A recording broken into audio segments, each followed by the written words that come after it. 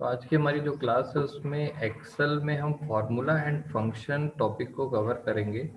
Formula के लिए एक टूल बार यहाँ पर फार्मूला के लिए एक टैब यहाँ बनी हुई है जिसमें रिबन पे काफ़ी सारे फार्मूला एंड फंक्शन के ऑप्शंस दिए हुए हैं। सबसे पहले बेसिक डिफरेंस हम समझेंगे फार्मूला और फंक्शन में डिफरेंस क्या होता है या दोनों में क्या अंतर है। तो दोनों में एक बेसिक डिफरेंस ये है कि फंक्शन जो है वो प्री डिफाइंड होता है, मतलब फंक्शन पहले से बने बनाए हैं और उनका स्पेसिफिक टास्क है और वो सिर्फ वही काम करते हैं। जबकि फॉर्मूला यूजर डिफाइंड होते हैं, यानी कि हम उसको अपने हिसाब से डिजाइन कर सकते हैं। फॉर एग्जांपल अगर मुझे कुछ स्पेशल वर्क करना है तो हम यहाँ पर आर्ग्यूमेंट से दो दो क्वेश्चन ला देंगे। तो यहाँ पर हम फार्मूला एंड फंक्शन के बारे में देखेंगे। जैसे आपको मैं यहाँ पर आप देख पा रहे हो कि फार्मूला के लिए एक टूल बार बनी हुई है। फंक्शन को आप यहाँ से आप मॉडिफाई कर सकते हैं, जबकि फार्मूला आपको खुद बनाना होगा। अब फंक्शन में एक सुविधा ये दी है कि उसमें आर्ग्यूमेंट्स आप अपने हिसाब से डिसाइड कर सकते हैं कि क्या आर्ग्यूमेंट्स होंगे उसमें। तो पहले हम कवर करेंगे फॉर्मूला को, क्योंकि फॉर्मूला यूजर डिफाइंड है और उसकी कोई लिमिट नहीं है। हर व्यक्ति अपने अपने हिसाब से एक ही काम के लिए अलग अलग फार्मूला बना सकता है। जैसे मैं आपको एक एग्जांपल बताता हूँ कि दो व्यक्ति कैसे अलग अलग फार्मूला बना करके सेम आंसर ले आएंगे और दोनों का फॉर्मूला सही होगा, बट दोनों की स्टाइल अलग अलग हो सकती है। तो मैं आपको एक एग्जांपल यहाँ पर डिस्प्ले कर देता हूँ, मेरे ख्याल से आपको समझ में आ जाएगा। मान लीजिए ये हिंदी के मार्क्स हैं, इंग्लिश के मार्क्स हैं और ये मैथ्स के मार्क्स हैं। किसी स्टूडेंट के मार्क्स यहाँ पर लिखे हुए हैं 25, 56, 42 और ये सेकंड स्टूडेंट के मार्क्स हैं।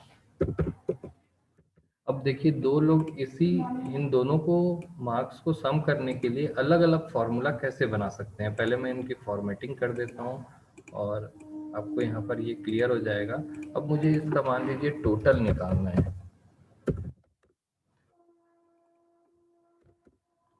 टोटल निकालने के लिए मुझे फॉर्मूला बनाना है, तो मैं एक पर्सन ए है जिसको फॉर्मूला बनाने के लिए बोला कि इनका टोटल निकालिए। तो वो किस तरीके से टोटल निकालता है, तो यहाँ पर उसने फॉर्मूला बनाया। फॉर्मूला और फंक्शन की एक खास बात है कि दोनों इक्वल टू से स्टार्ट होते हैं।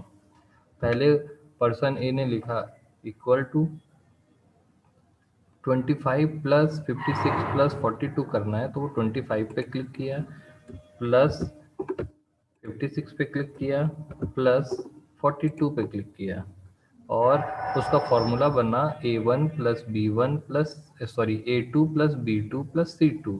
और ये बिल्कुल करेक्ट फॉर्मूला है और इसका जो एडिशन है वो हमको मिल जाएगा।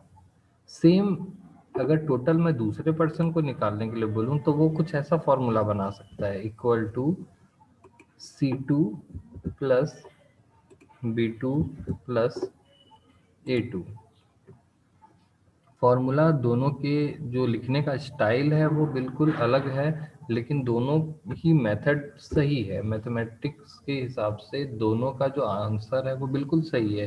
तो आप देख रहे हैं कि दो पर्सन है, तो वो एक पर्सन ये फॉर्मूला बनाया, दूसरा पर्सन ये फॉर्मूला बनाया, दोनों ही बिल्कुल सही फॉर्मूले हैं, आउटपुट आ रहा है, बट दोनों की स्टाइल अलग अलग है।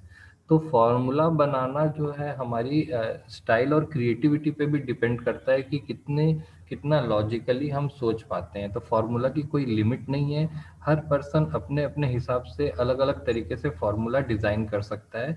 हमको बस ये देखना होता है कि फार्मूला में कॉम्प्लेक्सिटी कम से कम हो, यानी फार्मूला जल्द से जल्द दूसरे को समझ में आए और आउटपुट उसका बिल्कुल सही होना चाहिए। ये दो चीज़ें हमको देखना होता है। मान लीजिए मैं तीसरे पर्सन को फिर से फॉर्मूला बनाने बोलता हूँ, तो वो कुछ ऐसा बना सकता है, B2 plus C2 plus A2।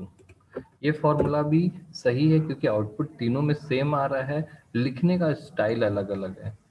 तो इन तीनों में सबसे अच्छा फॉर्मूला हम इसको मानेंगे, क्योंकि हम जो राइटिंग की स्टाइल यूज करते हैं वो लेफ्ट टू राइट होता है। तो ये फॉर्मूला सबसे जल्दी लोगों को समझ में आएगा।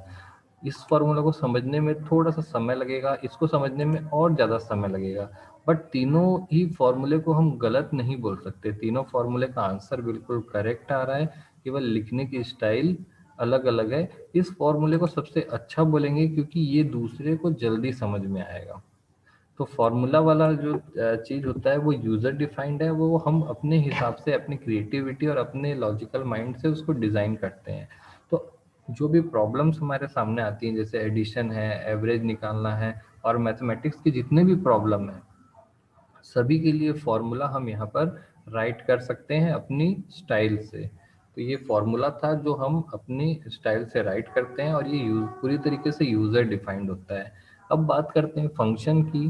फंक्शन इसलिए इम्पोर्टेंट है क्योंकि इसका एरिया स्पेसिफिक है और इसमें से क्वेश्चंस आते हैं। फॉर्मूले से क्वेश्चन इसलिए नहीं आते क्योंकि वो यूजर डिफाइंड होता है और हर व्यक्ति अलग अलग ढंग से उसका आंसर दे सकता है।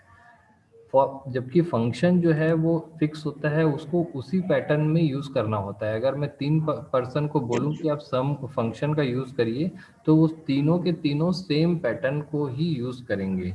क्लियर है? अब एक एग्जांपल भी देख लेते हैं फंक्शन का ही, कि हम तीन व्यक्ति को बोलेंगे तो वो कैसे एक ही पैटर्न को यूज करेंगे। तो अगर मुझे मान लीजिए टोटल निकालना है, मैंने फर्स्ट पर्सन को बोला फंक्शन का यूज करिए। मैं ध्यान दीजिए, मैं फंक्शन का नाम ले रहा हूँ, फंक्शन भी उपलब्ध है ऐड कराने के लिए। इस फंक्शन को बोलते हैं ऑटो सम फंक्शन। ऑटो सम फंक्शन का काम होता है सीक्वेंस में लिखे हुए डेटा को सम करना। क्लियर है? तो पहला जो व्यक्ति है वो क्या करेगा, इसको ऐसा सेलेक्ट करेगा तीनों को, और ऑटो सम फंक्शन को कॉल कर देगा। जैसे ही इस पे कॉल करेंगे तो इसका सम यहाँ निकल जाएगा। ये पहला मेथड होता है। जब आप यहाँ पर देखेंगे, यहाँ पर जब आप कर्सर अपना रखेंगे, माउस पॉइंटर कर्सर हम यहाँ पर रखेंगे, तो आप यहाँ पर देख पा रहे हैं कि एक फंक्शन राइट हो चुका है जिस फंक्शन का नाम है सम। आप फंक्शन की पहचान कैसे करेंगे? फंक्शन कुछ इस तरीके से लिखा होता है, इक्वल टू से स्टार्ट होगा, फिर फंक्शन का नाम होता है, और वो इस तरीके से ब्रैकेट्स लगे होते हैं उसमें। इस ब्रैकेट को फंक्शन ब्रैकेट बोलते हैं, और इन ब्रैकेट्स के बीच में आपको कुछ आर्ग्यूमेंट्स देना होता है। वो डेटा होता है जिस डेटा पर फंक्शन काम करता है।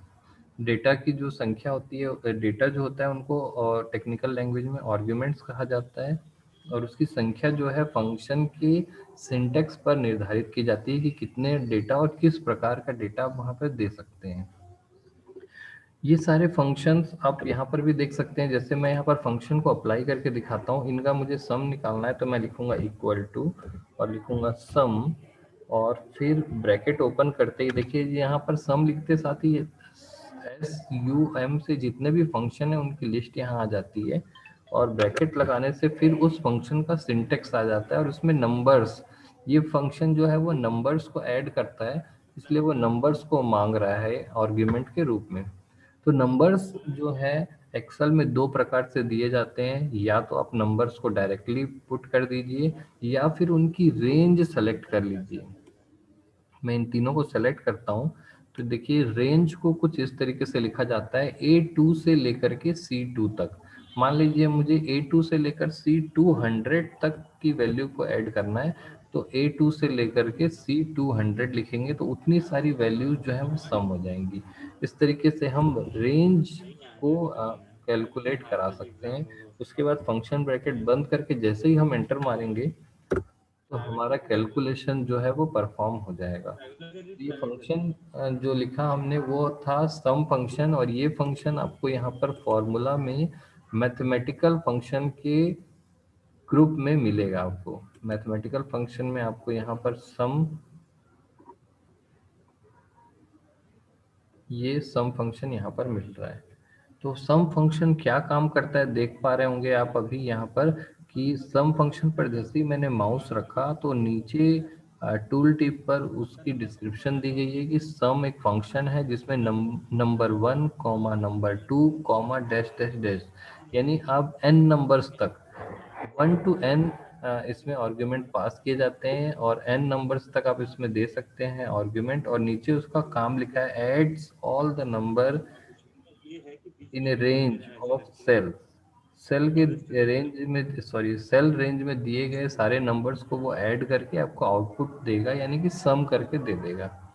ऐसे आप देख रहे हैं कि मैथमेटिकल प्रॉब्लम को सॉल्व करने के लिए इतने सारे फंक्शन पहले से बने बनाए हुए हैं। हाँ तो ये पूछा सारे तो थे जो है ना। फंक्शन है ये सारे मैथमेटिकल प्रॉब्लम को सॉल्व करते हैं। अब एग्जाम में क्वेश्चन आता है एक्सप्लेन एनी 5 मैथमेटिकल फंक्शन। तो हर ग्रुप से आपको कम से कम चार पांच फंक्शंस याद करने होंगे और उनका वर्किंग याद करना होगा, उनका सिंटेक्स याद करना होगा। एग्जाम में सिंटेक्स चेक किया जाता है। जैसे सम फंक्शन आया है तो सिर्फ सम फंक्शन के का सिंटेक्स, ये जो सिंटेक्स लिखा हुआ है ना, सम bracket open number 1 comma number 2 dash dash dash, ये सिंटेक्स चेक किया जाता है। तो कम से कम 5 फंक्शन के सिंटेक्स आपको याद करने होंगे हर ग्रुप से। तो यहाँ स्क्रीन पर आप देख पा रहे हैं कि ये सम फंक्शन जो आपने अभी पढ़ा, मैंने इंट्रोडक्शन दिया था, उसको लिखना कैसे है। तो सम फंक्शन को आप देख रहे हैं कि फंक्शन को इस प्रकार से लिखा जाता है। कोई भी फंक्शन जो है उसमें दो चीज कंपलसरी होगी। पहला, सामने इक्वल टू लगा होगा और राइट साइड में ब्रैकेट्स लगे होते हैं, इनको फंक्शन ब्रैकेट कहा जाता है। तो फंक्शन में तीन चीजें आपको लिखना होता है, इक्वल टू, ब्रैकेट और फंक्शन का नाम। तो ये सम फंक्शन के बारे में मैंने लिखा, ये एक मैथमेटिकल फंक्शन है। तो इसके बारे में आप डिस्क्रिप्शन भी लिख सकते हैं कि यह एक मैथमेटिकल फंक्शन है, it is a mathematical function, और ये दिए गए रेंज की वैल्यूज को टोटल करके रिटर्न करता है। यानी कि उसके बाद आपको इसका सिंटेक्स लिखना है। सिंटेक्स में आप देखिए यहाँ पे लिखा हुआ है रेंज। रेंज का मतलब है आप यहाँ पे रेंज दे सकते हैं या फिर वैल्यूज दे सकते हैं, दोनों ऑप्शन है। जैसे मैंने सम फंक्शन में यहाँ पर लिखा सम 2,4,3। तो एक्सेल आंसर लिखते समय, आंसर शीट पे लिखते समय आप अगर रेंज यहाँ पे डिस्प्ले करेंगे तो चेक करने वाले को बिल्कुल समझ में नहीं आता कि आपकी रेंज में क्या वैल्यू है। यहाँ पर आप देख पा रहे हैं कि सम 2,4,3 लिखा हुआ है और आउटपुट कितना आया है, 9। बिल्कुल क्लियर समझ में आ रहा है और इसको ऐसा हाईलाइट किया हुआ है। तो ये जो फंक्शन है इसको लिखने में हमको ज़्यादा से ज़्यादा 2 मिनट लगेगा। 2 मिनट से भी कम समय में हम इसको आसानी से लिख सकते हैं और आसानी से आधा पेज ये भर गया है। और इसमें जो वैल्यूज़ दी गई है, अगर मैं यहाँ पर रेंज लिखता आंसर शीट, मान लीजिए मैं यूनिवर्सिटी एग्जाम में बैठा हूँ और फंक्शन में लिख रहा हूँ इक्वल टू सम A2 से लेकर के A2:C2, ऐसा लिखता हूँ, तो जल्दी आउटपुट जो है वो करेक्ट है या नहीं है वो समझ में नहीं आता है। तो चेक करने वाला उसको जरूर करेक्ट करेगा, बट उसको थोड़ा सा डाउट रहता है कि जो करेक्ट लिखा हुआ है वो समझ में नहीं आ रहा है। यहाँ पर आप बिल्कुल स्पेसिफिक देख पा रहे हैं कि आउटपुट बिल्कुल सही है। आउटपुट देखते ही वो, जब भी चेक करने वाला इस क्वेश्चन को देखेगा, उसका ध्यान सीधा इस सिंटेक्स पे जाता है। सबसे पहले सिंटेक्स और इस पर जाता है। सिंटेक्स और ये सही होते साथ ही वो उसको चेक करके करेक्ट कर देता है। तो ये जो है थोड़ा सा आप अपने हिसाब से भी लिख सकते हैं। क्लियर है? सेम ऐसा ही फंक्शन को लिखने का तरीका आप यहाँ पर देख पा रहे हैं। तो ये पहला मैथमेटिकल फंक्शन है। तो फंक्शन के नाम से क्वेश्चन आएगा तो फंक्शन कई कैटेगरी के, तो आप यहाँ पर देख पा रहे हो कि किस तरीके से फंक्शन को लिखना है। लिखने का स्टाइल आना चाहिए। ये जो स्टाइल है, ये स्टाइल को आप फॉलो करिए। सिंटेक्स, एग्जाम्पल और आउटपुट और फंक्शन का डिस्क्रिप्शन। तो फंक्शन कई टाइप के होते हैं। अगर मैं आपको यहाँ पर दिखाऊं तो आप ऐसा लिख सकते हो कि फंक्शन और फॉर्मूला क्या होते हैं, उनके बारे में डिटेल दिए हुए हैं। वही सब चीज़ें कि फंक्शन जो है इक्वल टू से स्टार्ट होगा, स्पेसिफिक कार्य होता है उसका, और जो मैंने अभी आपको डिटेल में बताया उसी सब चीज़ को यहाँ लिखा हुआ है। साथ ही साथ फंक्शन के बारे में लिखा है कि फंक्शन को कई कैटेगरी में बांटा गया है और ये सारी कैटेगरीज हैं। मैथमेटिकल फंक्शन में 5 मैथमेटिकल फंक्शन हम पढ़ेंगे। पहला आज हमने पढ़ा, इसको लिखने का स्टाइल देखा और साथ ही साथ वॉइस जाएगी।